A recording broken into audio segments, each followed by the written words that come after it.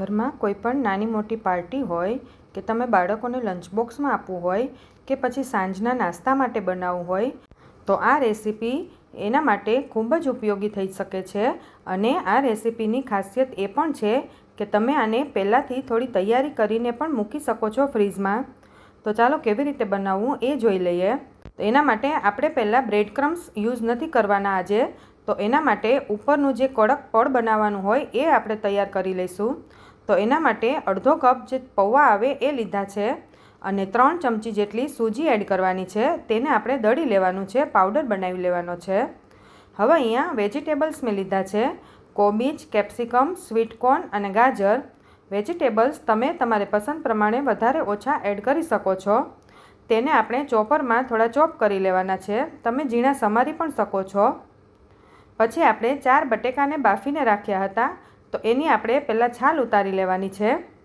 પછી આપણે તેને મેશ કરી લેવાના છે. આ ટિક્કી આપણે તમે પહેલાં બનાવીને પણ ફ્રીઝમાં મૂકી જ શકો છો.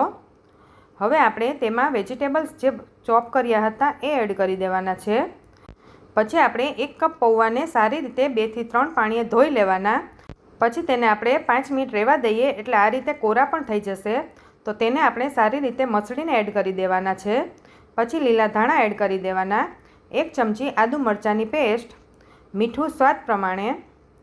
પછી અહીંયા શેકેલા જીરાનો પાવડર છે એ 1 ચમચી એડ કરી દઈએ. 1.5 ચમચી જેટલો આમચૂર પાવડર છે. આમચૂર પાવડર ઘરનો બનાવેલો જ છે. 1/2 ચમચી લાલ મરચું પાવડર, 1/2 ચમચી ધાણા જીરું, 1/2 ચમચી ગરમ મસાલો અને 1/2 ચમચી જેટલો ચાટ મસાલો એડ કરી દઈએ. અને હવે તમે અહીંયા જો કાંદા ખાતા હોય તો એ પણ તમે ઝીણા સમારીને એડ કરી શકો છો.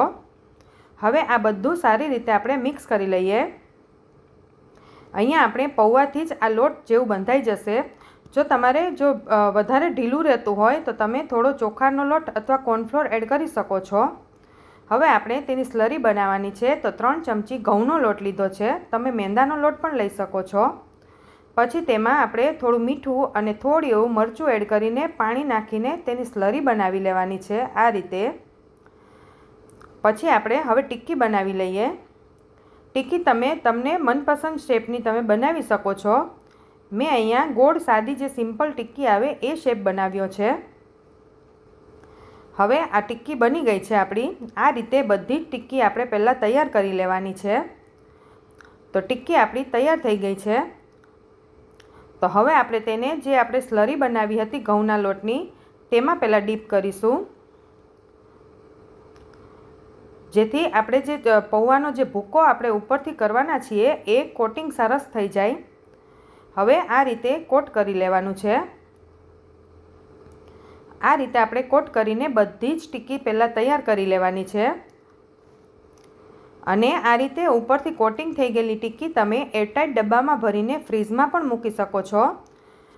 એટલે તમે એડવાન્સમાં કોઈ પણ મહેમાન આવતું હોય કે કંઈક પાર્ટી હોય તો તમે આ રીતે તૈયારી કરીને રાખી પણ શકો છો. આ રીતે આપણે બધી જ ટિક્કી તૈયાર કરી લીધી છે.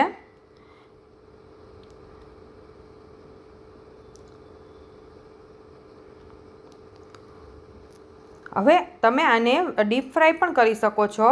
હું અહીંયા સેલો ફ્રાય કરું છું. તો હવે આપણે બધી જ ટિક્કીને સેલો ફ્રાય કરી લઈએ. બંને સાઈડ કડક થાય ત્યાં સુધી આપણે તેને શેકી લેવાની છે.